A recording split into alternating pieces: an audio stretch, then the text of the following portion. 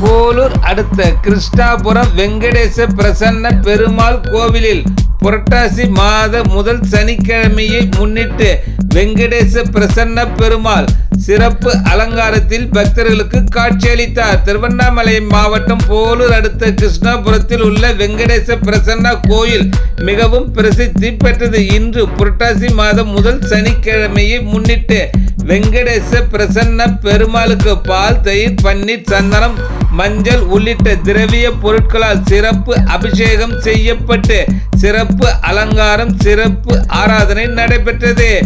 இதில் போலூர், கிருஷ்ணாபுரம் மற்றும் அதனை சுற்றி உள்ள பகுதியிலிருந்து ஏராளமான பக்தர்கள் வந்து சாமி தரிசனம் செய்தனர்.